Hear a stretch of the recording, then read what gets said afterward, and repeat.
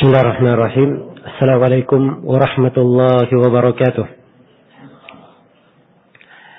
Innal hamdalillah nahmaduhu wa nasta'inuhu wa nastaghfiruh wa na'udzu billahi min shururi anfusina wa sayyiati a'malina. May yahdihillahu fala mudilla lahu wa may yudlil fala hadiya lahu.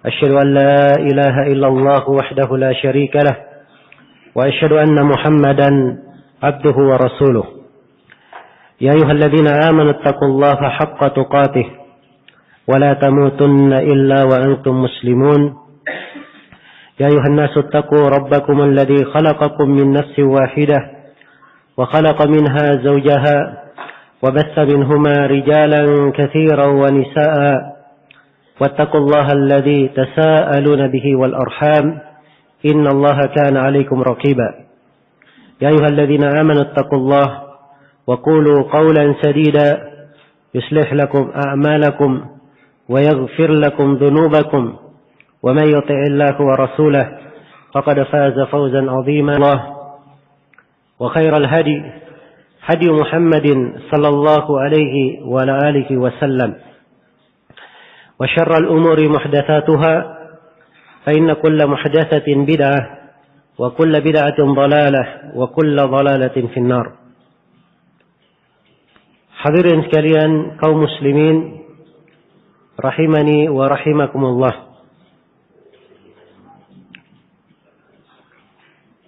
Hari-hari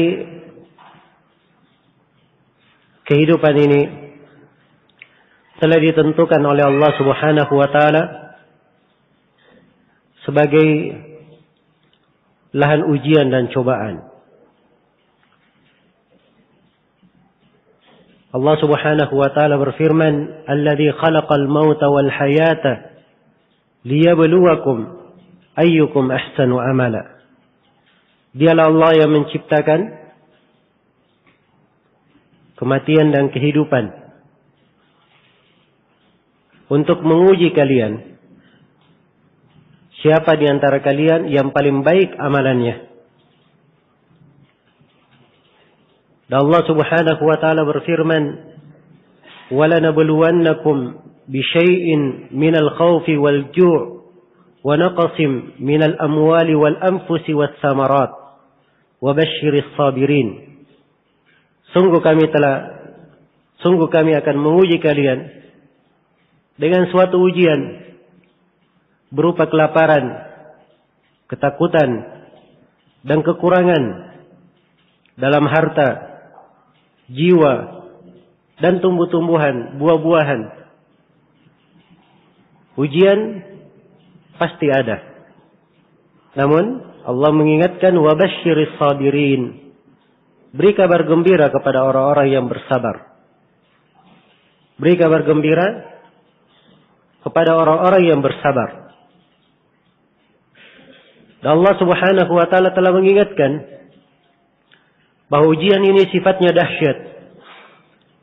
Karena tidak menimpa orang-orang zalim saja. Tidak menimpa orang-orang yang berbuat kekeliruan dan dosa saja. Bahkan juga menimpa orang-orang salih. Orang-orang salih apabila tertimpa ujian, sifatnya adalah untuk mengangkat derajat mereka dan semakin mengukuhkan keimanan mereka. Iya. Allah berfirman, "Wattaqu fitnatan la tusibanna alladhina zalamu minkum khassah." Takutlah kalian terhadap suatu fitnah. Suatu fitnah, ujian, cobaan, fitnah yang tidak akan menimpa orang yang zalim saja. Tidak menimpa orang zalim secara khusus. Bahkan menimpa semuanya. Karena itu Nabi SAW mengajarkan para sahabatnya untuk berlindung dari segala fitnah, ujian dan cobaan. Dan para sahabat pun sebagaimana yang diriwayatkan oleh Al-Bukhari dari hadis Abdullah bin Abi Mulaika, mereka berkata, "Na'udzu billahi minal fitan." Kami berlindung kepada Allah dari kejelekan fitnah. Iya. Di hari-hari ini kita melihat fitnah-fitnah ujian-ujian, cobaan-cobaan yang menimpa kaum muslimin dan muslimat semakin banyak dan semakin beraneka ragam. Dan itulah keadaan orang-orang yang hidup di masa yang telah jauh dari Rasulullah sallallahu alaihi wasallam. Nabi telah mengingatkan, la ya'ti zamanun illa walladhi ba'dahu syarrun minhu. Tidak akan datang suatu zaman, suatu masa, kecuali masa setelahnya adalah lebih jelek daripada masa sebelumnya. Dari masa sebelumnya. Karena itu di masa terjadi ujian dan cobaan tersebut, seorang mukmin yang berpegang dengan agamanya, teguh di atas keislamannya, merekalah yang mendapatkan pahala yang luar biasa. Nabi sallallahu alaihi wasallam bersabda di dalam hadits yang diriwayatkan oleh Imam Muslim, "Badal Islamu ghariban wa sayaudu ghariban kama bada, fatuba lil ghuraba." Sesungguhnya Islam itu dimulai dalam keadaan asing. Awal kali Islam muncul, dimulai Rasulullah sallallahu alaihi wasallam dianggap asing di tengah manusia. Ajaran beliau, apa yang beliau dakwakan, ditolak oleh kebanyakan kaum Quraisy. Tapi setelah itu Allah Subhanahu wa taala membukakan kebaikan dan menyebarkan agama Islam ini di tengah manusia. Maka Nabi mengingatkan, badal Islamu ghariban, Islam dimulai dalam keadaan asing. Ini keterasingan yang pertama. Dan Nabi ingatkan ada keterasingan yang kedua, wa sayaudu ghariban kama bada. Dan akan datang suatu saat Islam itu kembali dianggap asing sebagaimana awal mulanya dianggap asing. Di kali yang kedua ini bukan karena umat Islam yang sedikit, bukan karena jumlah mereka yang sedikit. Iya. Bahkan jumlah umat Islam sangat banyak. Hanya saja yang menjadi masalah di kualitas dan bobot keislaman. Kapan seorang berpegang dengan Islam yang benar, maka di keterasingan yang kedua, orang-orang tersebut dianggap asing oleh manusia. Dianggap aneh. Padahal apa yang mereka pelajari, apa yang mereka sampaikan, semuanya bersumber dari Al-Quran dan Sunnah Rasulullah sallallahu alaihi wasallam. Di keterasingan yang kedua ini, Nabi sallallahu alaihi wasallam bersabda, "Fatuba lil ghuraba." Beruntunglah orang-orang yang dianggap asing tersebut. Iya. Karena itu hadirin sekalian yang saya hormati dan saya muliakan, hendaknya kita bersyukur kepada Allah Subhanahu wa taala atas nikmat keislaman ini. Anugerah kita mengenal agama yang agung ini. Dan tentunya banyak cobaan bagi seorang hamba agar kokoh di atas agamanya. Banyak cobaan yang bisa melalaikan seorang hamba dari keindahan agamanya. Dan ini diantara ujian dan cobaan yang hendaknya kita bersabar. Apalagi di masa-masa sekarang ini. Fitnah dan ujian sangat banyak. Ada fitnah harta, fitnah perempuan, fitnah kekuasaan, ada fitnah pembunuhan, dan berbagai fitnah di tengah manusia. Dan di malam hari ini, kita ingin berbicara tentang suatu fitnah yang banyak melanda. Ya, dan telah membuat prahara dan berbagai kerusakan di tengah umat Islam. Yaitu fitnah yang berkaitan apa yang disebut dengan nama fitnah terorisme. Iya. Dan penggunaan kalimat ini sendiri, kalimat terorisme, beraneka ragam penafsiran manusia di dalam menafsirkannya. Definisi-definisi dalam penafsiran kalimat ini ditafsirkan oleh pemiliknya sesuai dengan kepentingannya masing-masing. Ya. Tidak ada perbedaan di dalam penafsirannya antara lembaga yang bersifat internasional, lembaga antara kebangsaan, kenegaraan, lembaga yang bersifat pribadi pada suatu negeri tertentu atau kepada suatu kelompok tertentu, beraneka ragam definisi. Dan setiap orang mendefinisikan makna terorisme sesuai dengan keinginannya masing-masing. Sesuai dengan keinginannya masing-masing. Ya. Dan dimaklumi bahwa aksi-aksi teror, aksi-aksi yang menyebabkan terjadinya ketakutan, ketidaktenangan di tengah manusia, jumlahnya beraneka ragam. Dan sebabnya juga sangat banyak. Ya. Sebabnya sangat banyak. Dan sebab-sebab tersebut mungkin bisa diglobalkan dalam 3 hal. Dari sebab munculnya aksi-aksi teror tersebut. Sebab pokok yang pertama adalah faktor internal pada pelakunya sendiri. Ya. Mungkin dia memiliki kelainan jiwa. Kadang sebagian orang memiliki penyimpangan di dalam pemikiran. Ideologi yang keliru. Iya. Dan sebagian orang memiliki dendam pribadi. Dan banyak lagi sebab yang kembali kepada internal sang pelaku. Dan yang kedua ada faktor eksternal. Ada faktor yang berkaitan dengan situasi dan kondisi. Kadang di masyarakat ada kejadian-kejadian dari sisi perekonomian, dari sisi kehidupan, kemiskinan. Ya. Banyaknya terjadi kerusakan yang menyebabkan sebagian orang frustasi dan melakukan hal tersebut.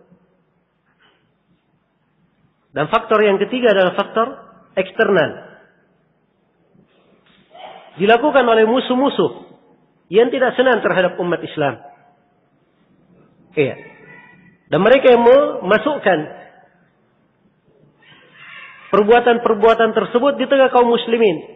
Apakah memakai nama kaum muslimin maupun yang semisal dengan itu. Yang jelas kita di kesempatan kali ini tidak akan membahas seluruh sebab-sebab tersebut. Dan sebab-sebab yang saya terangkan tadi adalah hal yang dimaklumi. Perkara yang disaksikan. Hanya saja tatkala umat Islam dituduh dengan perbuatan terorisme, diidentikan agamanya sebagai agama kekerasan, agama yang penuh dengan teror, disinilah kewajiban kita untuk berbicara dan menerangkan bagaimana Islam itu sendiri. Apa syariat Islam itu? Iya. Dan harus dibedakan antara syariat Islam dan umat Islamnya. Umat Islam dimaklumi. Di antara mereka ada yang melakukan kekeliruan, ada yang melakukan kesalahan, ada yang salah paham terhadap agamanya. Dan itu kesalahan person, tidak mengharuskan disalahkan pada agamanya. Iya.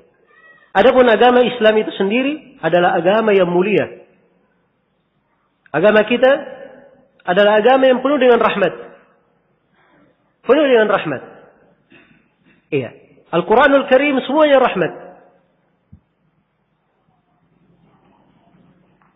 Allah berfirman, "Wa nunazzilu minal Qur'ani ma huwa shifaa'un wa rahmatun lil mu'minin."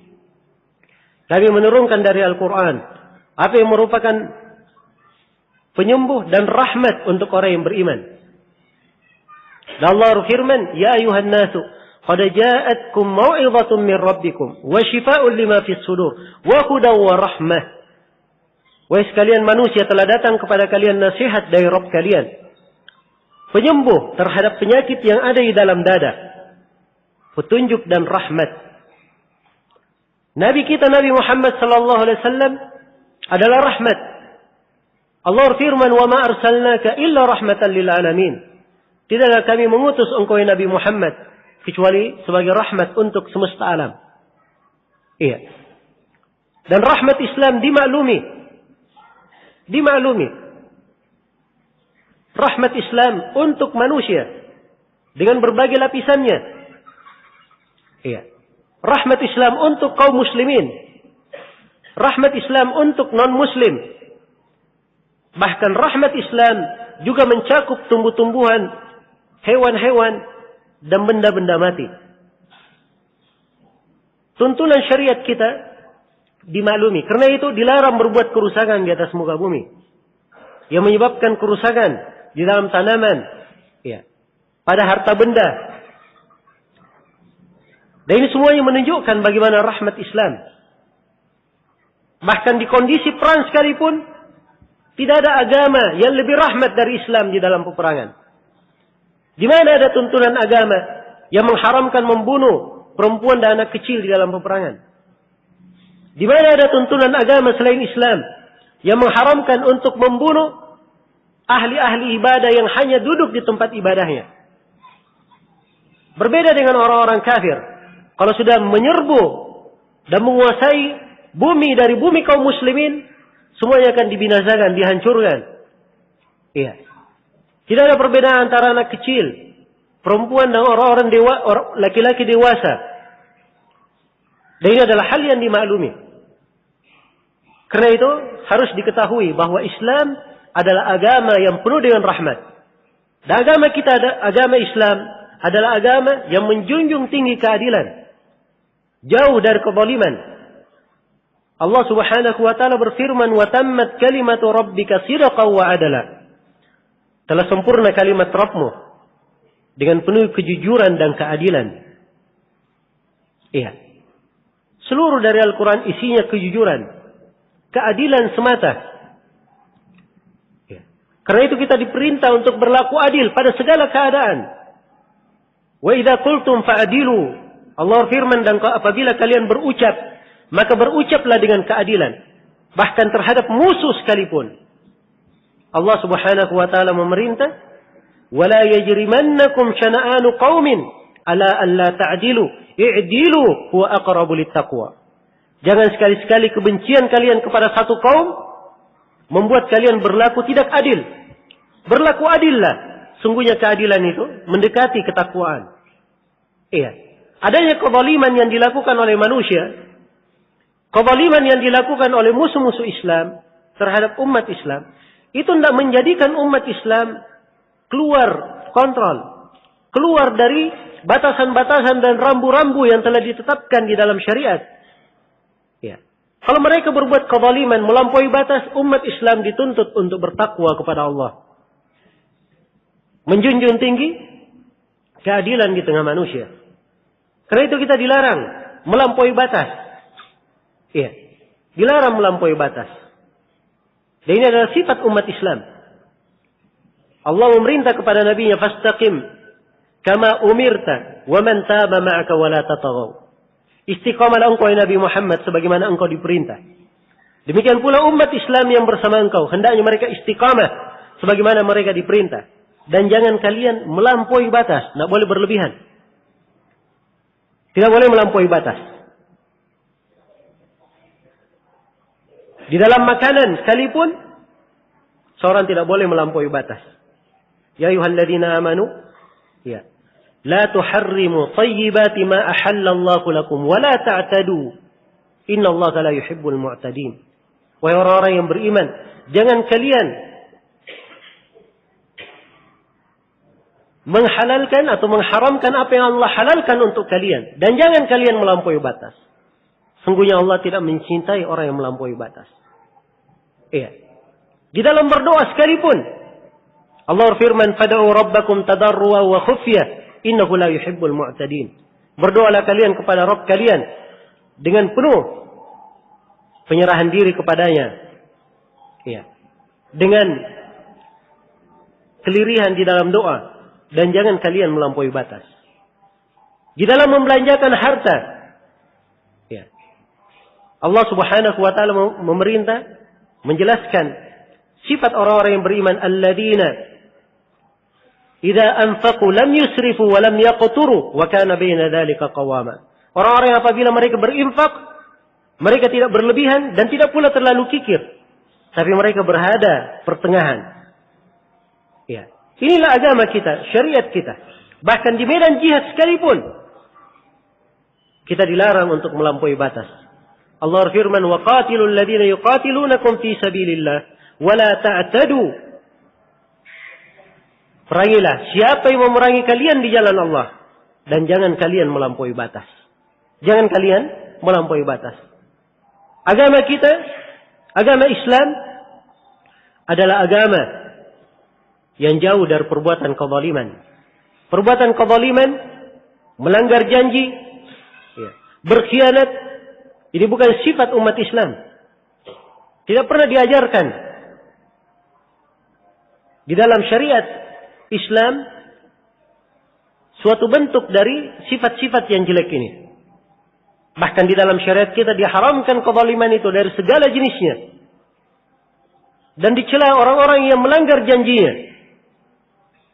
Dan Allah Subhanahu wa taala mencela orang-orang yang berkhianat, tidak menunaikan amanah.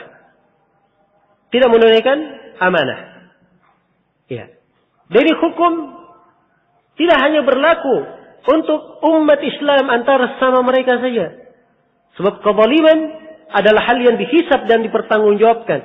Termasuk kalau dia menzalimi seorang kafir sekalipun. Dipertanggungjawabkan. Karena itu kata Al-Imam Masruq Ibn Al-Ajda rahimahullah, saya tidak pernah menzalimi seorang kafir zimmi pun, apalagi seorang muslim saya zalimi. Seorang kafir saja tidak pernah dia zalimi. Iya. Bahkan di dalam syariat kita, berbuat kezaliman kepada binatang sekalipun, iya, itu ada hisab dan perhitungannya. Bukankah ada seorang perempuan yang masuk neraka disebabkan karena dia mengurun seekor kucing? Ya. Dan antara binatang pun ada hisab sesama mereka. Di dalam hadis yang diriwayatkan oleh Imam Muslim, Rasulullah sallallahu alaihi wasallam bersabda, "La tu'addunna al-huquq ila ahliha hatta yuqadu lisyatil jalha'i min syatil qarna." Sungguh setiap hak itu akan dikembalikan kepada pemiliknya masing-masing. Sampai kambing yang patah tanduknya meminta pertanggungjawaban kepada kambing yang mematahkannya. Antara hewan saja ada hisab. Ditegakkan keadilan, dilarang berbuat kezaliman. Ini syariat Islam yang agung. Karena itu tidak boleh menisbatkan ada bentuk dari perbuatan zalim, kekeliruan di dalam suatu sikap, kekeliruan di dalam suatu perbuatan yang dilakukan oleh sebagian umat yang menamakan dirinya sebagian manusia yang bernisbat kepada Islam. Ya, sebagian umat Islam tidak boleh perbuatan-perbuatan mereka yang keliru ini dinisbatkan dan dinamakan sebagai perbuatan umat Islam. Iya. Ini sudut pandang yang hendaknya kita ingat dan kita perhatikan di dalam seorang muslim menjaga dan memperhatikan serta menjunjung tinggi nilai-nilai keislamannya. Demikian beberapa penjelasan tentang sebagian dari keindahan agama kita.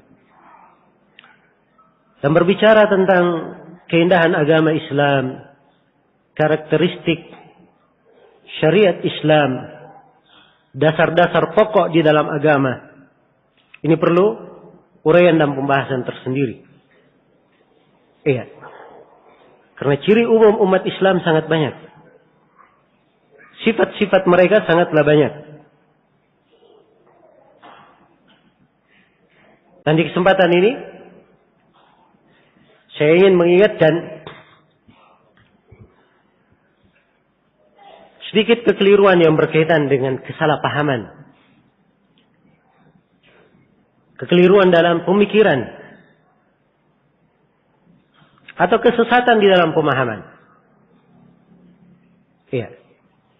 Dan sekali lagi saya mengingatkan bahwa kalau saya berbicara tentang kekeliruan-kekeliruan sebagian dari umat Islam ini, itu bukan artinya saya menganggap bahwa perbuatan terorisme terjadi ya, dari umat Islam dan merupakan ciri mereka. Tapi pembahasan kita, sebagian orang menuduhkan ini sebagai sifat umat Islam secara umum. Maka kita tegaskan bahwa perbuatan tersebut perbuatan sebagian dari manusia yang keliru pemahamannya. Keliru pemahamannya. Salah di dalam langkahnya. Tidak mendalami agama dan turunan syariat Islam secara benar. Iya. Jadi kalau perbuatan-perbuatan pengerusakan, pemboman, aksi teror dinamakan sebagai suatu jihad, dinamakan sebagai suatu perkara yang mendekatkan diri kepada Allah Subhanahu wa taala, Ini adalah perkara yang keliru. Perkara yang keliru. Iya. Karena jihad di dalam syariat memiliki ketentuan-ketentuan, aturan-aturan yang jelas. Dan jihad di dalam syariat kita adalah sebuah ibadah yang sangat agung dan mulia. Dibangun di atas maksud dan tujuan yang agung. Iya. Di antara pokok kaidah yang harus dipahami bahwa jihad itu adalah wasilah dari wasilah-wasilah dakwah. Wasilah dari mengajak manusia. Iya, kepada kebaikan. Masuk ke dalam Islam. Dan harus diketahui bahwa umat Islam, agama Islam tersebar di berbagai negeri. Kebanyakannya dengan dakwah, penyampaian dengan lisan, ajakan. Adapun jihad itu terbuka pada sebagian negeri, tapi itu sedikit kalau dibanding dengan mereka yang masuk ke dalam Islam karena dakwah dan ajakan.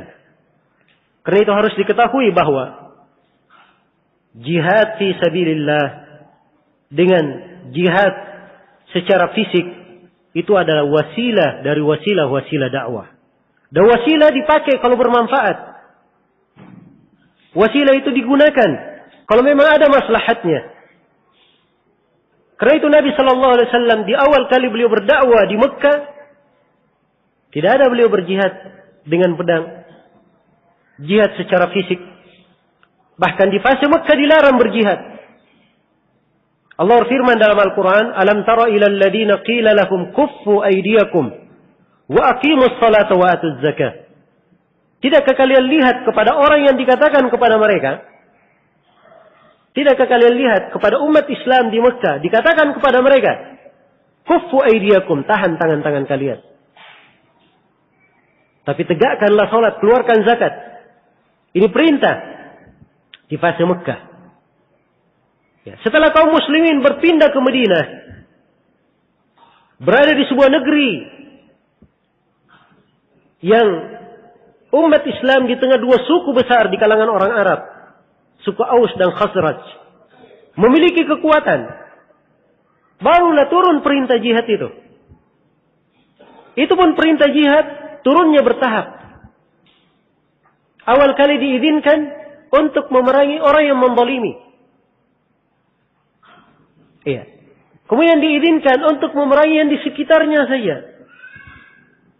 Baru setelah itu turun perintah umum. Ya. Karena itu keliru kalau ada yang mengatakan bahwa jihad yang paling afdal adalah jihad dengan pedang. Iya. Dan juga keliru yang mengatakan bahwa jihad yang paling afdal adalah jihad dengan lisan atau mujahadatun nafs, berjihad membenahi diri.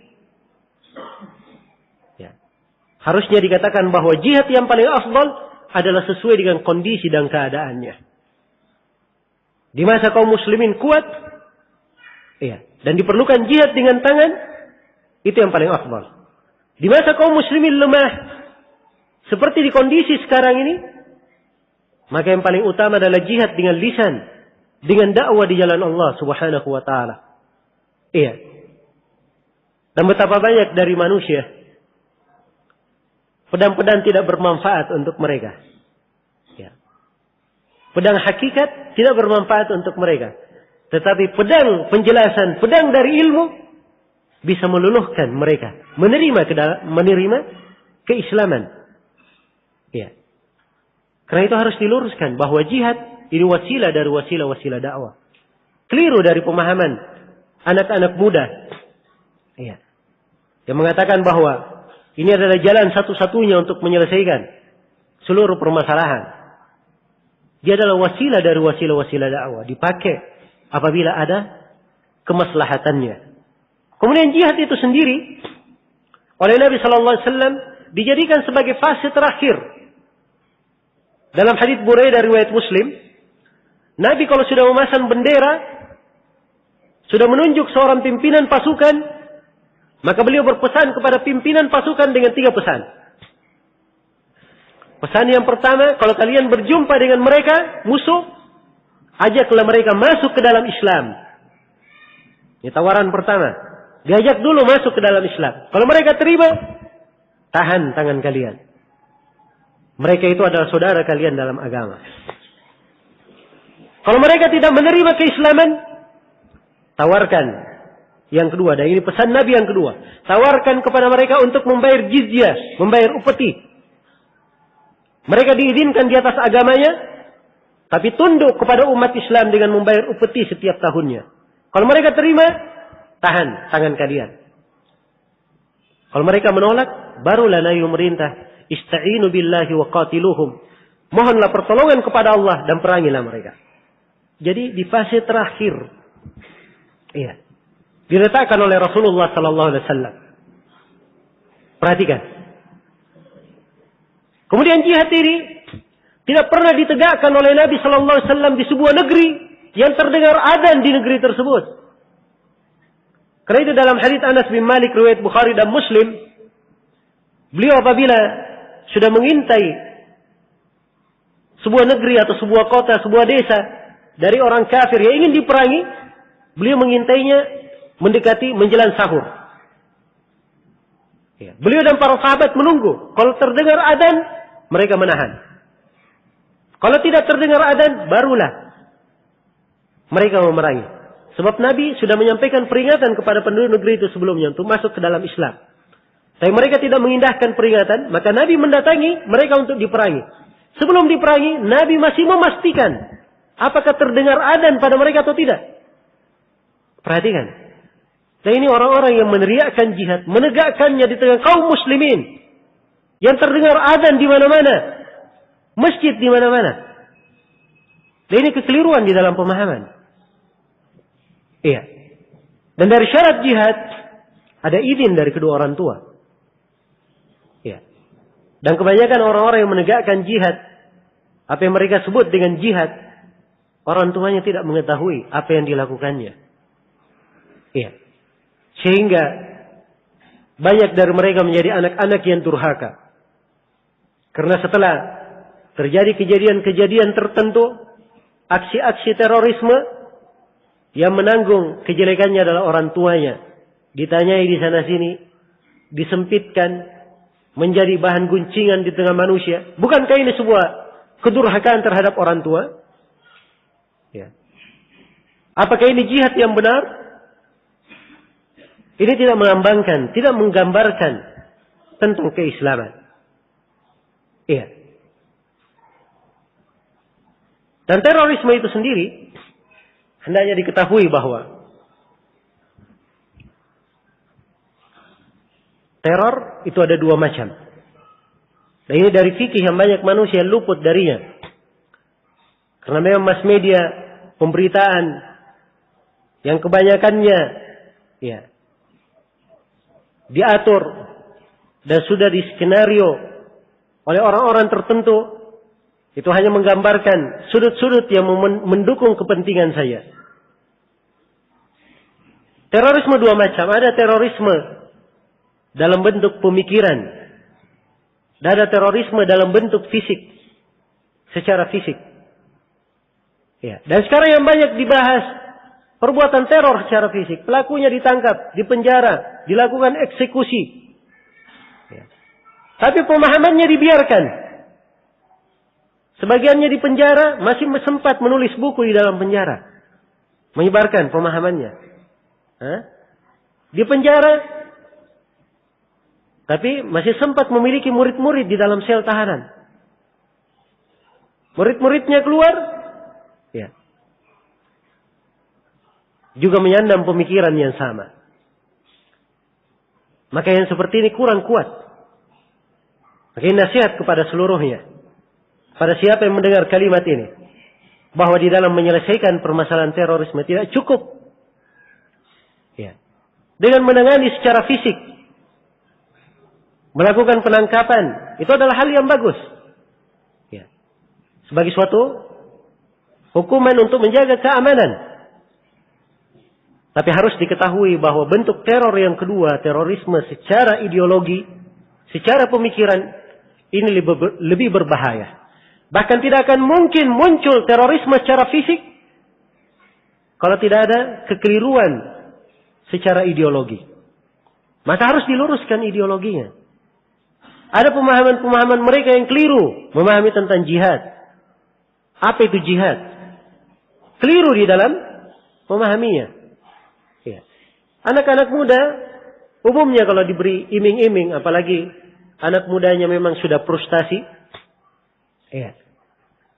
Hidupnya dalam keadaan susah, mencari rezeki juga susah. Ya, banyak persoalan keluarga. Ya. Dikasih iming-iming, mati syahid, masuk surga, jalan pintas masuk surga. Ya, ruhnya keluar disambut oleh bidadari, jadi pengantin. Hah? Maka ini sangat disambut. Ya. Dengan penuh semangat oleh sebagian anak muda. Dan kita tidak ada yang berselisih paham bahwa orang yang mati syahid masuk surga. Keutamaan-keutamaan untuk orang yang mati syahid, ya, sangat indah dan sangat banyak. Tapi yang menjadi masalah, benar nggak mati itu adalah mati syahid? Ini yang harus dipertanyakan. Nyawa ini cuma satu. Iya. Dan harus diketahui, dia matinya mati syahid atau mati tak syahid. Ya. Dia mati mulia atau mati konyol. Di sini harus diperbedakan antara dua hal.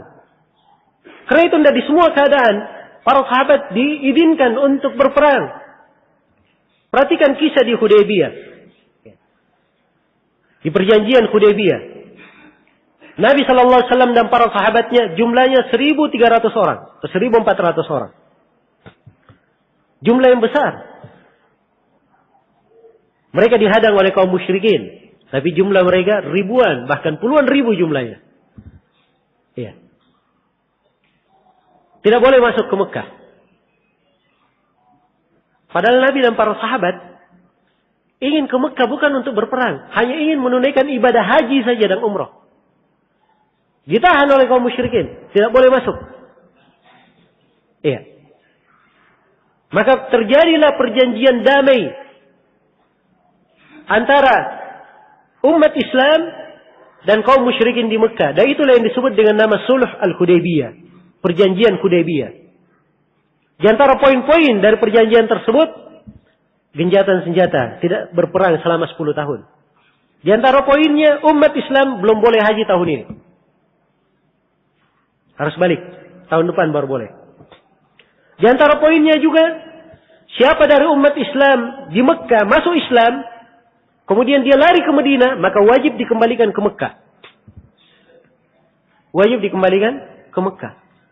Ini poin banyak dari sahabat yang protes. Sampai Umar bin Khattab berkata kepada Nabi, "Ya Rasulullah, anaqbalu daniyata fi dinina?" Ya Rasulullah, apakah kita terima kehinaan dalam agama kita? Bukankah kalau kita berperang menghadapi mereka, kita mati kita mati syahid, dan mereka di dalam neraka? Perhatikan. Iya. Para sahabat tidak ada yang langsung berdiri, oh berperang. Kalau saya mati syahid. Mereka minta izin kepada Nabi. Menunjukkan bahwa jihad itu bukan sembarangan. Ada aturan dan ketentuannya. Dan Umar ketika mengucapkan hal tersebut, Nabi berkata, aku adalah Rasul Allah. Demikian saya diperintah. Iya. Diperintah untuk mengadakan suluh. Perdamaian dengan mereka. Dan perdamaian ini disebut di dalam Al-Quran sebagai fatah, kemenangan yang besar. Itulah di firman Allah, Inna fatahna laka fathan mubina. Sesungguhnya kami membukakan engkau, Nabi Muhammad, suatu kemenangan dengan kemenangan yang sangat besar. Kemenangan yang sangat jelas. Iya. Dan perhatikan dari kisah yang indah ini. Umat Islam tidak ada yang berperang. Iya. Tidak dikatakan loh, kalau kita berperang mati syahid. Matinya mati syahid. Mereka dalam neraka. Tidak. Sebab di sini ketentuan jihad tidak terpenuhi. Nabi SAW tidak mengizinkan hal tersebut. Ada maslahat yang lebih besar daripada itu. Ada jalan yang lebih besar daripada itu. Ya. Karena itu tidak dilakukan oleh Nabi SAW. Ya. Maka dari sini harus dipahami bahwa jihad itu ada ketentuan dan aturan-aturannya. Ada ketentuan dan aturan-aturannya. Jangan sembarangan melakukan aksi-aksi yang akhirnya di belakangnya hanya kerusakan saja. Betapa banyak dari orang-orang yang melakukan peledakan, pengoboman, Hasilnya apa? Hasilnya umat Islam dijelekkan di mana-mana. Iya. Orang yang tidak terlibat di dalam perbuatan mereka juga ikut dijelekkan. Satu tempat membuat kasus peledakan, iya. Umat Islam yang berada di sekitarnya semuanya disisir, diperiksa. Iya. Kemudian harus menanggung dari kejelekan yang dilakukan oleh sebagian orang ini. Belum lagi merusak, iya, citra dari agama Islam yang agung. Pembunuhan terhadap jiwa yang tidak berdosa. Menghilangkan harta benda yang dijaga di dalam syariat. Iya. Menelantarkan hak-hak yang telah diatur di dalam agama. Dan banyak lagi dari kerusakan-kerusakan yang sebagian orang tidak memahami. Sebagian orang tidak memahaminya. Iya. Dan sekarang kalimat jihad ini, kalimat perjuangan, ya dibahasakan dengan banyak bahasa ya. Nah sekarang ya banyak orang yang kadang sudah fobi menggunakan kata jihad. Ya.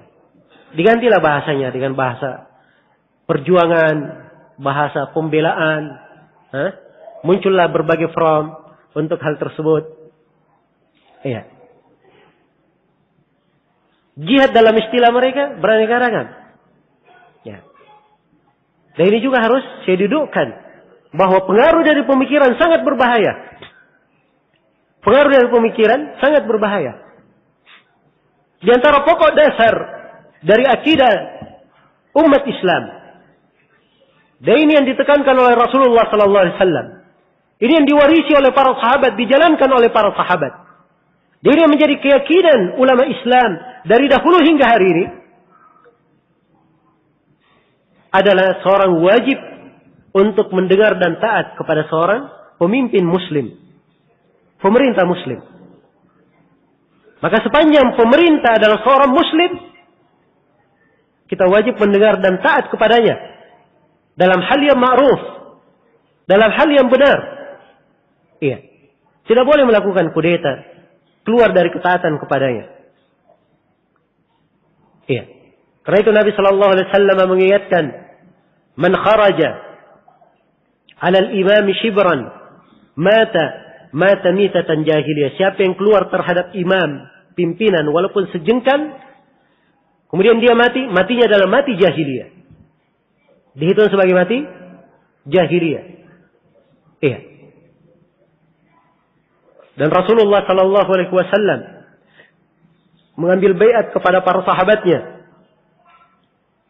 untuk mendengar dan taat kepada pemerintah. Kata Ubadah bin Samit radhiyallahu taala anhu, "Bay'ana Rasulullah sallallahu alaihi wasallam 'ala as-sami wa ta'a fil usri wal yusr wal manshati wal makrah. Wa an la nunazi al-amra wa ala atharatin alaina wa an la nunazi al-amra ala min ahlihi illa an taraw kufran bawahan innakum fihi min Allahi burhan." Kami membayar Rasulullah sallallahu alaihi wasallam untuk mendengar dan taat kepada pemerintah dalam keadaan susah maupun dalam keadaan lapang, dalam keadaan terpaksa maupun dalam keadaan bersemangat. Bahkan dalam keadaan pemerintah lebih mementingkan dirinya, kita diperintah untuk mendengar dan taat. Dan tidak boleh kita mengganggu-gugat kedudukan mereka, kekuasaan mereka, kecuali kalau kalian melihat kekafiran yang nyata. Yang kalian punya bukti yang jelas di sisi Allah Subhanahu wa taala. Iya. Dalil-dalil yang berkaitan dengan hal ini jumlahnya mutawatir. Dan ini keyakinan sekali lagi tidak ada silang pendapat di tengah umat Islam. Tidak ada silang pendapat. Ya. Dan keyakinan ini banyak dilanggar oleh manusia. Ya. Perhatikan siapa yang mengajak manusia untuk melakukan demonstrasi. Siapa yang mendidik manusia dengan statement-statement. Menjelekkan penguasa. Mengkritik dalam kebijakan presiden. Mengkritik dalam kebijakan perekonomian. Mengkritik dalam berbagai kebijakan. Membuat keributan di tengah manusia. Ini adalah hal yang bebas kita lihat. Di media-media terlihat. Media tertulis. Yang terdengar. Ya. Siapa saja yang ingin mencela penguasa dia celah. Dan ini adalah terorisme pemikiran yang sangat besar. Dan merupakan sebab munculnya aksi-aksi terorisme secara fisik. Hanya saja berbeda jalurnya. Sebagian orang dengan jalur jihad. Sebagian orang lagi dengan jalur frustasi. Sebagian orang lagi dengan jalur Ya. Untuk ketidaksenangan akan kebijaksanaan, berbeda jalurnya. Hanya perbuatannya sama. Apa bedanya? Ya. Yang melakukan peledakan, membuat kerusakan. Kerugian dengan berbagai orang. Yang melakukan demonstrasi, ya, terjadi kerusuhan, kadang melayangkan jiwa. Ini juga adalah perbuatan-perbuatan yang dilarang di dalam agama. Dan semuanya tidak dihitung jihad di dalam agama. Dalam hadits Mu'adz bin Anas yang diriwayatkan oleh Imam Ahmad, Abu Dawud dan selainnya, Rasulullah sallallahu alaihi wasallam bersabda, "Man dhayyaqa manzilan aw qata'a tariqan aw aadha mu'minan fala jihad lah." Kata beliau, siapa yang menyempitkan sebuah rumah orang dia sempitkan. Siapa yang memutuskan suatu jalan dan siapa yang mengganggu seorang muslim. Ini perbuatan terjadi di mana? Kita lihat di aksi-aksi demonstrasi. Semuanya terjadi pada hal ini. Nabi katakan siapa yang menyempitkan sebuah rumah, memutus suatu jalan, atau mengganggu seorang muslim, tidak ada jihad baginya.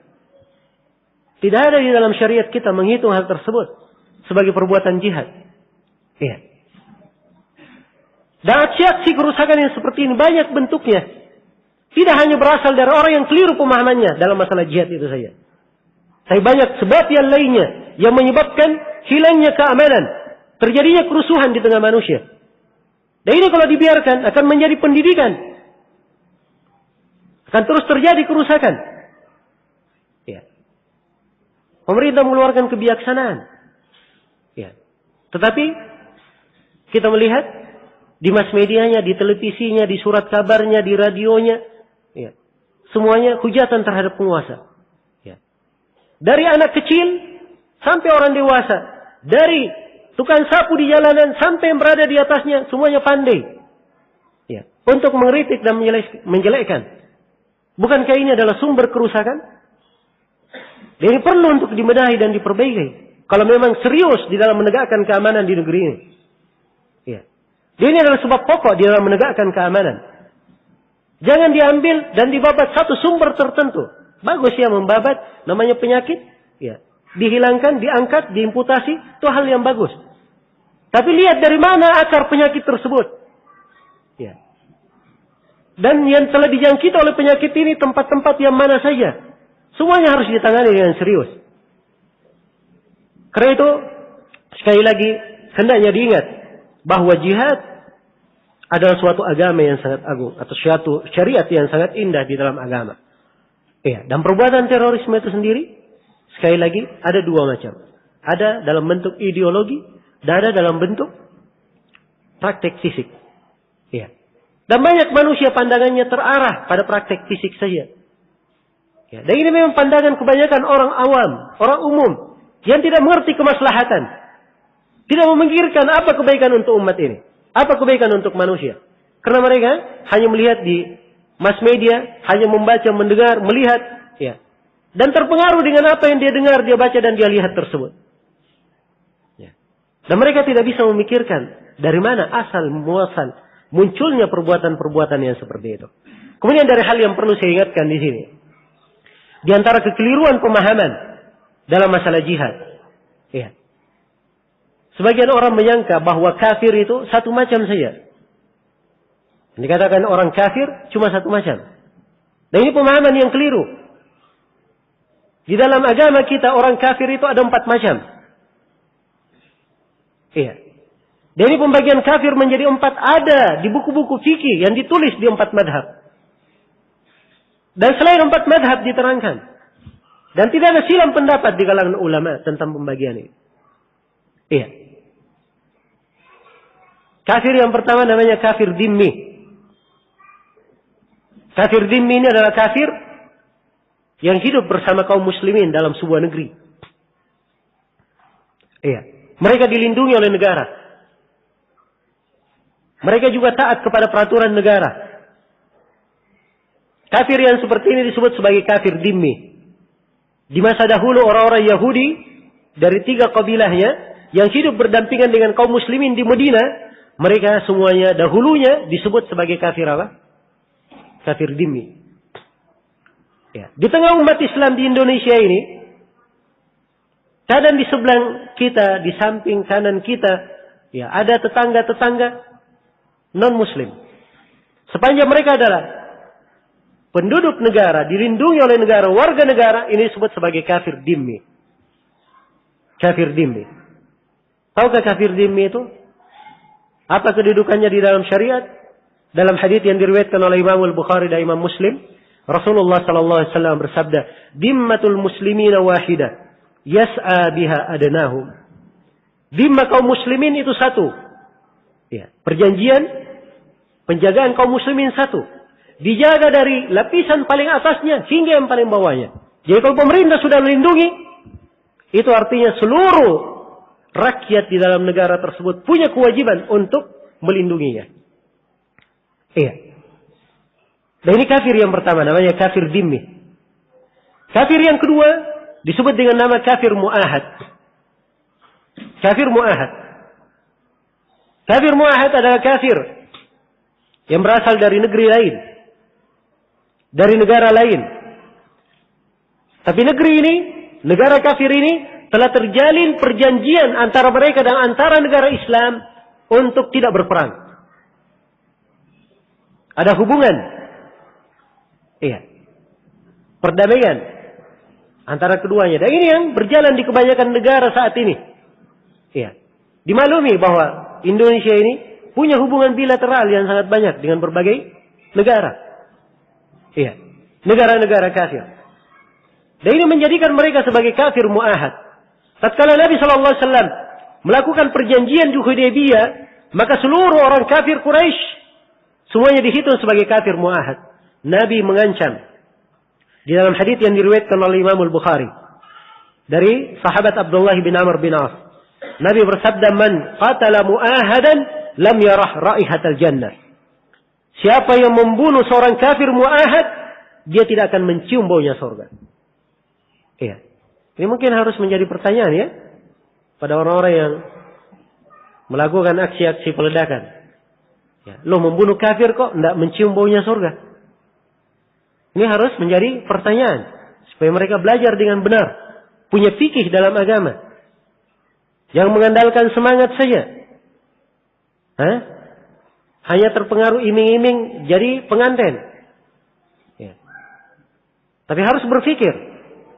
Kok Nabi bisa mengatakan siapa yang membunuh kafir mu'ahad tidak akan mencium baunya surga?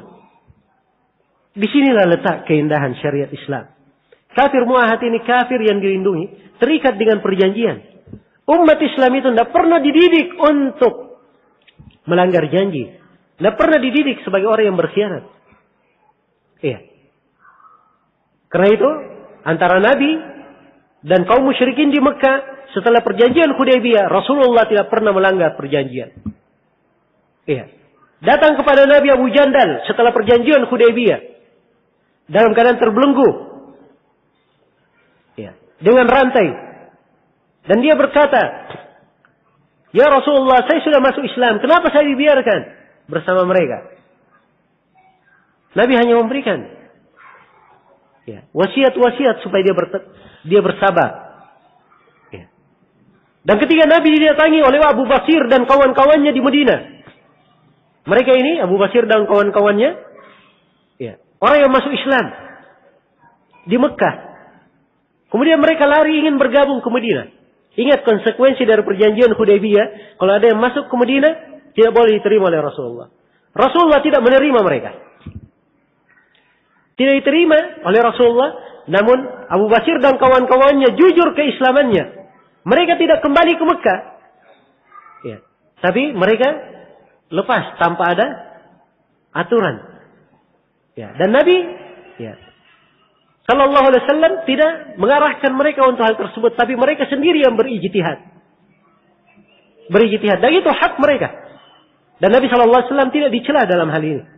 Karena itu tidak pernah ada Nabi Sallallahu Alaihi Wasallam melanggar perjanjian. Bahkan Allah Subhanahu Wa Taala berfirman di dalam Al-Quran, "Famastaqamu lakum, fastaqimu lahum." Sepanjang mereka istiqamah dalam janji mereka, maka istiqamalah kalian. Innallaha yuhibbul muttaqin. Sungguhnya Allah cinta kepada orang-orang yang bertakwa. Iya. Baik. Jadi sekali lagi, pernyataan Nabi, siapa yang membunuh kafir mu'ahad, dia tidak akan mencium baunya surga. Ini menunjukkan bagaimana tingginya syariat Islam ini. Dan bagaimana Islam menjunjung keadilan. Tidak ada pelanggaran terhadap janji. Tidak ada pengkhianatan. Dan tidak ada pula perbuatan kezaliman. Ya. Dipelihara di dalam agama kita. Kemudian kafir yang ketiga, namanya kafir musta'min. Kafir musta'min. Iya. Kafir musta'man. Kafir yang diberikan jaminan keamanan. Diberi jaminan keamanan. Dia minta jaminan keamanan, diberikan jaminan keamanan. Masuk ke suatu negeri. Dan inilah keadaan orang-orang kafir yang masuk ke negeri kita. Dari turis-turis, ya, duta-duta besar, ya, orang-orang yang bekerja, para pedagang, dan semisal dengan yang masuk ke negeri kita. Mereka ini adalah kafir yang mendapatkan jaminan keamanan. Dan kalau dia dapat jaminan keamanan seperti ini, Allah perintah di dalam Al-Quran, "Tsumma ablighu ma'mana." Antarlah mereka kepada keamanan yang kalian telah setujui. Ya. Dan ini menjaga yang seperti ini perkara yang sangat agung di dalam syariat. Ingin mengetahui dari keagungannya? Perhatikan kisah yang diriwayatkan oleh Imam Al-Bukhari dan Imam Muslim. Iya. Ummu Hani, saudara perempuan dari Ali bin Abi Thalib, beliau telah melindungi sebagian kerabatnya kafir untuk masuk ke Mekah. Perlindungan dari Ummu Hani. Masuk ke Mekah. Agar supaya kerabatnya ini melihat umat Islam. Mudah-mudahan dia mendapat hidayah masuk ke dalam Islam. Tapi mendengar bahwa kerabatnya ini mau masuk ke Mekah, Ali bin Abi Thalib ingin membunuhnya. Ali bin Abi Thalib ingin membunuhnya. Perhatikan. Maka Ummu Hani datang kepada Nabi SAW mengadukan perbuatan Ali bin Abi Thalib. Ummu Hani menjelaskan bahwa saya sudah melindungi kerabatku untuk masuk. Ali bin Abi Thalib ingin membunuhnya. Apa sabda Nabi SAW? Qad ajarna man ajarti ya Ummu Hani. Wahai Ummu Hani, kami telah melindungi siapa yang engkau lindungi. Rasulullah sebagai pimpinan negara melindungi siapa yang dilindungi oleh warga negaranya walaupun dia seorang perempuan. Iya.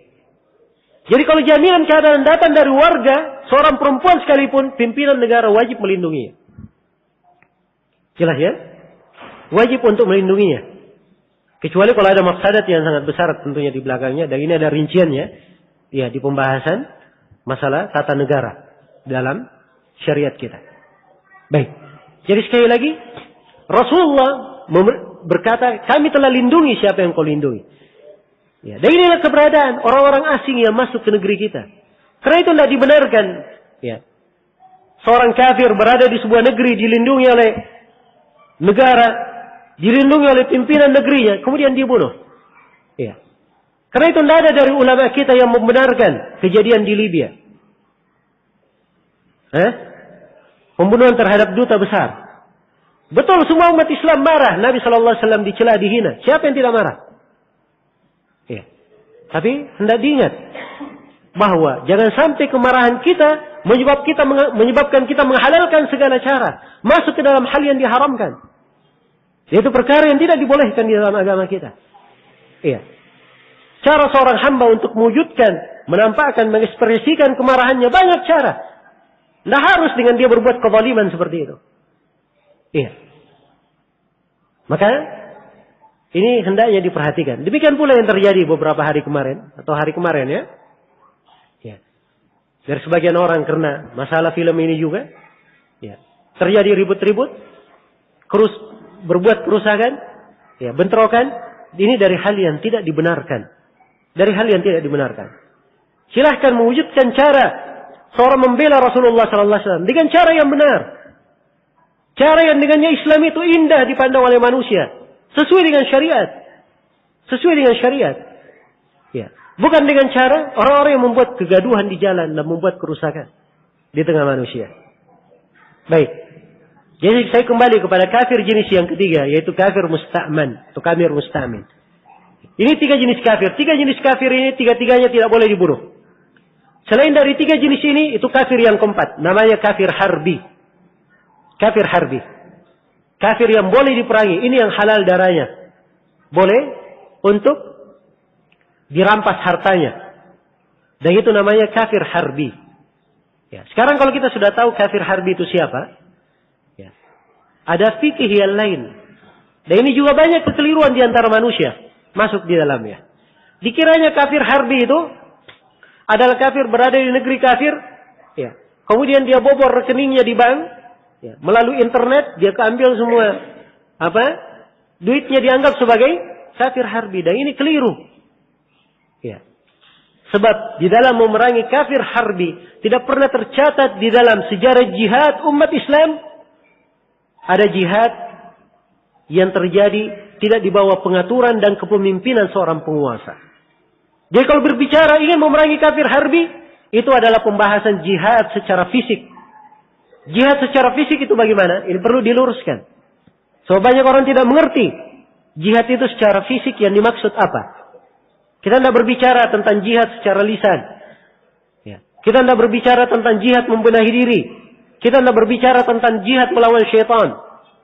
Ya. Kita tidak berbicara tentang jihad amar ma'ruf nahi munkar. Itu semua bagian dari jihad. Tapi yang kita ingin singgung di sini adalah pembahasan jihad secara fisik. Ya. Memerangi orang kafir. Ya, dengan senjata. Menumpahkan darah mereka. Kapan hal ini dibolehkan? Kapan disyariatkan? Jawabannya bahwa jihad yang seperti ini terbagi dua di dalam syariat kita. Yang pertama ada namanya jihadul hujum.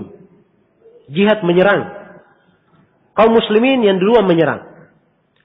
Dan yang kedua ada namanya jihadul dafa. Atau jihadul mudafa. Jihad membela diri. Jihad membela diri. Iya. Ini dua jenis jihad. Jadi kalau ingin berjihad menghadapi orang kafir, itu pasti dengan dua jenis jihad ini.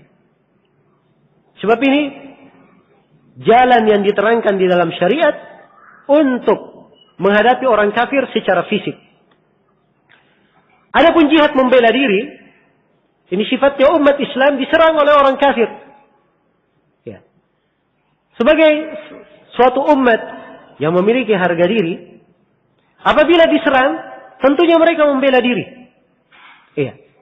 Dan apabila mereka membela diri, terbunuh di dalam pembelaan diri tersebut, Nabi SAW telah bersabda, "Man qutila duna nafsihi fahuwa syahid." Siapa yang terbunuh karena membela dirinya, dia mati syahid. "Man qutila duna malihi fahuwa syahid." Siapa yang terbunuh karena dia membela hartanya, dia mati syahid. "Man qutila duna ahlihi fahuwa syahid." Siapa yang terbunuh karena dia membela keluarganya, dia mati syahid. "Man qutila duna irdihi fahuwa syahid." Siapa yang terbunuh karena dia membela kehormatannya, dia mati syahid. Ada beberapa lafaz dalam sejumlah riwayat. Iya. Ini jihad membela diri namanya. Dan jihad membela diri ini ada dua keadaan. Keadaan yang pertama diserang tiba-tiba oleh musuh. Iya. Tidak ada persiapan untuk menyusun strategi, membentuk kepemimpinan. Maka dalam keadaan yang seperti ini tidak disyaratkan dia menunggu perintah dari pimpinan. Boleh langsung dia membela dirinya. Ya. Kondisi yang kedua, di jihad diserang. Tiba-tiba, mereka diserang oleh musuh. Tetapi masih sempat untuk membentuk kepemimpinan. Maka dalam kondisi yang seperti ini, tetap harus dibangun, dipimpin oleh seorang pemimpin muslim. Iya. Ini jihad membela diri. Kemudian jihad yang kedua, namanya jihad menyerang. Jihad menyerang. Iya. Jihad menyerang. Jihad menyerang ini di dalam syariat kita disyaratkan padanya 3 syarat. Iya. Dan 3 syarat ini adalah hal yang tidak ada silang pendapat di kalangan ulama. Syarat yang pertama disyaratkan di dalam jihad tersebut dipimpin oleh seorang pemimpin muslim, dipimpin oleh pimpinan negara. Iya. Ingat ya, yang memimpinnya siapa? Pimpinan negara. Ya, jangan dia berkumpul 5 orang, 10 orang, diangkat satu pemimpin, dia katakan kamu adalah pimpinan negara kita, walaupun negara di bawah tanah. Ya. Itu bukan pimpinan namanya. Yang dikatakan pimpinan negara dalam istilah para ulama, ya, seperti yang ditanyakan kepada Imam Ahmad, siapakah pemimpin itu? Kata beliau, kalau kamu masuk ke sebuah negeri, kamu tanya penduduk negeri itu dimanapun mereka berada, siapa pimpinan kalian? Dia tunjuk ke sana, itulah pemimpin namanya. Seluruh orang di Indonesia ini, Kalau ditanya siapa Presiden Indonesia, pimpinan negara Indonesia, jawabannya siapa? Dia akan bilang Presiden SBY, kan begitu? Ya. Inilah yang dikatakan pemimpin yang syah. Jelas? Baik. Jadi harus ada pimpinan negara. Mungkin ada yang bertanya, loh Ustaz, apa dalilnya? Ya. Jangan mensyaratkan saja, tidak dalil. Jawabannya dalilnya adalah hadits riwayat Bukhari dan Muslim. Dari sahabat Abu Hurairah. Rasulullah sallallahu alaihi wasallam bersabda, "Innamal imamu junnah yuqatalu min waraihi." Sesungguhnya seorang imam, seorang pemimpin itu adalah tameng. Hendaknya dilakukan peperangan di belakangnya. Ini nas dari Nabi. Bahwa jihad apapun, peperangan apapun yang ditegakkan harus di belakang imam. Di belakang pimpinan negara. Iya. Karena dalam jihad dimaklumi banyak peraturan. Ya. Mengatur strategi perang, mengatur pasukan, membagi pasukan, ya. Menentukan arah serangan. Ya. Kebijaksanaan yang hanya boleh diatur oleh satu orang. Kapan bercabang, tidak akan ada jihad seperti itu. Ya, ada dua pemimpin, yang satu bilang maju, yang satu bilang mundur. Ya. Apa yang akan terjadi? Dan ini dari keindahan syariat kita di dalam mengatur. Yang harus ada pimpinan negara yang pertama. Ya. Yang kedua, disyaratkan dalam sebuah jihad, kaum muslimin memiliki wilayah kekuasaan. Memiliki wilayah kekuasaan. Iya.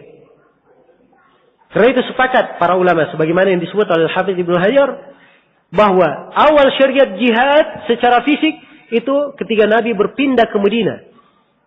Sebab tatkala beliau berpindah ke Madinah, beliau memiliki wilayah kekuasaan. Iya. Memiliki wilayah kekuasaan. Ini syarat yang kedua. Dan syarat yang ketiga, disyaratkan kaum muslimin memiliki kekuatan. Ya. Karena itu tadi saya terangkan bahwa di awal syariat jihad bertahap sesuai dengan kekuatan kaum muslimin. Ya. Sadar mereka memiliki pemimpin, memiliki wilayah, tapi tidak ada kekuatan. Pada saat itu dilarang untuk berjihad. Ya. Bahkan diharamkan berjihad. Nah, disebutkan di dalam sejumlah hadits yang sahih atau sebagian hadits yang sahih, kisah di akhir zaman. Tatkala Ya'juj dan Ma'juj turun. Ini perhatikan ya, kedetailan fikih beragama. Ketika Ya'juj dan Ma'juj turun di akhir zaman, ya, mereka ini adalah suatu kaum yang tidak mungkin dihadapi. Tidak ada yang bisa menandingi mereka, menghadapi mereka Ya'juj dan Ma'juj. Ya. Dan dimaklumi keluarnya Ya'juj dan Ma'juj ini setelah adanya Imam Mahdi dan setelah turunnya Nabi Isa alaihi salam. Jadi kaum muslimin dipimpin oleh Imam Mahdi, ada Nabi Isa di tengah mereka. Ketika Ya'juj dan Ma'juj turun, kemana kaum muslimin ini? Apakah diperintah menghadapi Ya'juj dan Ma'juj? Kalau diperintah pasti binasa mereka. Karena tidak ada yang bisa menghadapi Ya'juj dan Ma'juj. Allah perintah kepada Imam Mahdi dan kaum muslimin untuk bersembunyi di gunung. Perhatikan, ada imam, ada pimpinan negara, ada wilayah kekuasaan, tapi tidak ada kekuatan. Tidak diperintah kalau mati syahid. Ya, tidak, tapi disuruh apa? Naik ke gunung. Karena itu disyaratkan di dalam jihad harus ada kekuatan. Harus ada kekuatan. Ini 3 syarat. Ya, dan 3 syarat ini tidak terpenuhi. Sekarang tanya saja kepada orang yang melakukan aksi-aksi peledakan ini. Ya, targetnya sekarang macam-macam ya. Nah, dulu targetnya orang kafir. Ya, sekarang mulai meningkat. Walaupun sebenarnya itu tidak mengherankan, sebab pemikiran mereka dari dahulu membunuhi aparat keamanan, ya, itu pemikiran sudah lama. Ya, saya katakan pemikiran yang sudah lama. Dan pemikiran ini ditulis oleh sebagian penulis mereka dalam sebuah buku berbahasa Arab. Inilah yang diterjemahkan oleh sebagian orang. Ya. Mungkin semua orang tahu siapa yang bernama Aman Abdurrahman. Ini yang paling aktif mentransfer pemikiran-pemikiran itu dalam bentuk karya tulis. Dan ini yang banyak dibaca oleh orang-orang itu. Ya. Pemikiran dari Abu Mus'ab As-Suri, pemikiran dari Abu Qatadah al-Filistini, dan selainnya dari penulis-penulis ya, mereka ya, yang mengkafirkan kaum muslimin, mengkafirkan seluruh pemerintahan, mengkafirkan aparat. Ya. Mereka punya tulisan-tulisan dalam hal ini. Akhirnya menjadi sebab sebagian orang ini memunculkannya. Ya. Dulu mereka sudah tahu ilmunya, hanya sekarang ya masalahnya masalah target saya. Kalau pemikiran ini tidak dikikis dari mereka, ini akan menjadi bahaya di tengah umat. Ya. Karena itu sekali lagi, kalau memang serius ingin menanyai tentang terorisme, ya, maka arahkan ya, di dalam menanganinya pada akar-akarnya. Ya, jangan hanya membabat daun-daunnya, menghilangkan ulat yang ada di daun. Itu bagus ya, ulatnya dihilangkan bagus. Ya. Tapi kalau penyakit ada di akar, akan jatuh seluruh pohon tersebut kalau tidak dihilangkan. Hendaknya kita serius di dalam ya, menangani hal tersebut, memberikan penyelesaiannya pada akar-akarnya. Baik. Ya. Kemudian kalau kita lihat target dari orang-orang yang melakukannya, sekarang targetnya sudah keliru. Ya. Bukan lagi orang kafir. Sudah kaum muslimin. Ya. Aparatur pemerintahan. Dan harus diketahui bahwa pemerintah dan aparatur pemerintahannya ini oleh mereka tidak dianggap muslim. Semuanya dianggap kafir. Kenapa tidak? Karena tidak berhukum dengan hukum Allah. Tidak berhukum dengan hukum Allah. Ya. Jelas ya? Karena itu dikafirkan. Hukum pengkafiran. Dan ini salah satu sumber munculnya pemikiran yang seperti ini. Ya. Bergampangan di dalam menjatuhkan vonis kafir. Iya. Dan ini menjatuhkan vonis kafir kepada siapa yang menyelisihinya. Bukan hanya terjadi pada orang-orang itu saja tadi. Ada juga pada kelompok-kelompok yang lain. Banyak kelompok yang melakukannya. Ya. Dan ini adalah pemikiran yang berbahaya. Ya. Hanya tadi saya katakan bahwa ya, bentuk mereka mewujudkan pemikirannya berbeda-beda. Ya. Tapi dasar pemikiran sama. Ini mengkafirkan, sana mengkafirkan, sana mengkafirkan. Kalau begitu apa bedanya? Ya. Semuanya akan berbuat kerusakan. Maka cara untuk menciptakan keamanan adalah kita meluruskan pemahaman itu. Kita terangkan bahwa mengkafirkan seorang muslim bukan perkara ringan. Ya. Pengafiran itu adalah hak Allah dan hak Rasulnya. Hak Allah dan hak Rasulnya. Nabi SAW mengingatkan, man qala li akhihi ya kafir, faqad ba'a bihima ahaduhuma. In kana kama qala, wa illa haru alaihi. Siapa yang berkata kepada saudaranya, wahai kafir, ini kalimat, dia jatuhkan vonis kepada saudaranya, wahai kafir, ini kalimat harus ditanggung. Kalau benar seperti yang dia katakan, tidak ada masalah. Tapi kalau tidak, kalimat ini akan kembali kepada dirinya sendiri. Ya. Pengafiran adalah perkara riskan di dalam agama kita. Nah sembarang menjatuhkan vonis kafir. Iya. Baik, anggaplah mereka ini mengatakan kami menyerang orang-orang kafir. Kafir di sini siapa? Kafir tadi itu ada 4 macam. Ya. Tidak ada dari kafir harbi di negeri kita ini. Kalau begitu ini adalah perbuatan jauh dari makna memerangi orang kafir. Kalau mereka katakan itu adalah perbuatan jihad, kita tanya jihad apa yang kalian lakukan? Jihad secara fisik itu terbagi 2. Ada jihad menyerang dan ada jihad membela diri. Kalian membela diri? Jawabannya tidak. Mereka yang menyerang. Baik, kalau kalian menyerang ada 3 syarat. Jihad menyerang itu dikatakan syah. Mana pimpinan negara kalian? Tidak ada pimpinan negara. Mana wilayah kekuasaan kalian? Tidak ada wilayah kekuasaan. Mana kekuatan kalian? Tidak ada kekuatan. Kalau begitu ini bukan dari jihad sama sekali. Karena itu saya nasihatkan kepada seluruh lapisan kaum muslimin dan muslimat. Iya. Untuk bertakwa kepada Allah Subhanahu wa taala. Bersikap adil dalam segala keadaan. Dan supaya menyelesaikan masalah dengan ilmu syar'i, dengan ilmu syariat, dengan kebijaksanaan. Iya. Dengan kebijaksanaan. Dan hendaknya setiap orang jujur di dalam penyelesaian. Dia ingin menyelesaikan karena dia ingin menciptakan keamanan di tengah manusia. Iya. Ingin menciptakan keamanan di tengah manusia. Dan ini akhlak yang sangat mulia. Keutamaan yang sangat besar. Sangat dianjurkan di dalam syariat kita. Semoga Allah Subhanahu wa taala menjaga seluruh kaum muslimin dan muslimat dari segala ujian dan cobaan, segala fitnah dan kejelekan. Dan semoga Allah Subhanahu wa taala memalingkan kita semua dari segala hal yang membahayakan diri kita, keluarga kita, dan agama kita. Dan sekali lagi saya ingatkan bahwa di masa yang seperti ini perlu kesabaran. Ikhwani fillah, perlu kesabaran. Iya. Kadang orang-orang zalim berbuat sesuatu, namun orang yang tidak terlibat di dalamnya kadang ikut mendapatkan getahnya, ikut mendapatkan kejelekannya. Maka kesabaran dalam hal ini adalah hal yang penting. Ya, dan seorang mengambil ihtisab pahala dari sisi Allah Subhanahu wa taala di belakang hal tersebut.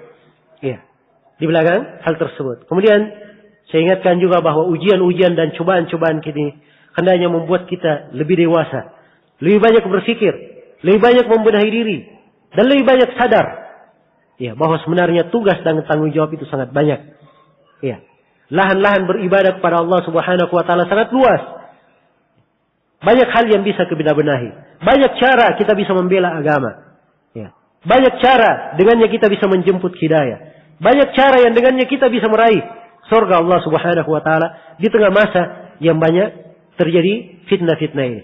Seorang bisa mengajak ya, keluarganya, tetangganya kepada kebaikan, ya, bisa memberikan nasihat, ya. Dia bisa mengeluarkan dari hartanya, ya, dari tenaganya, apa yang dia mampu untuk menyebarkan kebaikan di tengah manusia. Kalau dia tidak mampu, maka paling tidak akhlak yang baik, ilmu syar'i yang dia sandang, ini menjadi kebaikan untuknya. Sebab itu adalah sifat seorang mukmin dan mukminah. Sebagaimana Allah Subhanahu wa taala terangkan tentang kisah Nabi Isa alaihi salam, tentang sifat Nabi Isa dalam firman-Nya yang menghikayatkan ucapan Nabi Isa, "Wa ja'alani mubarakan aina ma kuntu." Dan aku telah dijadikan oleh Allah sebagai orang yang berberkah dimanapun aku berada. Marilah kita menjadi orang-orang yang berberkah dimanapun kita berada. Menjadi orang yang menjadi sebab terbukanya pintu-pintu kebaikan. Iya. Menjadi sebab tertutupnya pintu-pintu kejelekan. Orang-orang yang gemar untuk memadamkan api, bukan mengobarkan api. Ya. Sebagai orang yang berberkah, membawa kebaikan untuk manusia. Membawa kebaikan untuk manusia. Dan semoga Allah Subhanahu wa taala selalu memberikan taufik, inayah dan rahmatnya untuk kita semua dan mengokohkan kita semua di atas keislaman dan sunnah Rasulullah sallallahu alaihi wasallam di kehidupan dunia, di kehidupan alam kubur dan di kehidupan akhirat kelak insyaallah taala. Dan semoga Allah Subhanahu wa taala selalu mengampuni dosa dan kesalahan kita semua dan selalu memberikan rahmatnya dan kebaikannya untuk kita semua. Innahu waliyyu dzalika wal qadiru alaihi. Ini mungkin yang bisa saya sampaikan untuk pertemuan kali ini. Mudah-mudahan ada manfaatnya untuk seluruh hadirin dan saya mohon maaf sebesar-besarnya atas segala macam kekurangan. Subhanakallahumma wa bihamdik asyhadu an la ilaha illa anta astaghfiruka wa atubu ilaik. Subhana rabbika rabbil izzati amma yasifun wa salamun alal mursalin walhamdulillahi rabbil alamin. Wassalamu alaikum warahmatullahi wabarakatuh.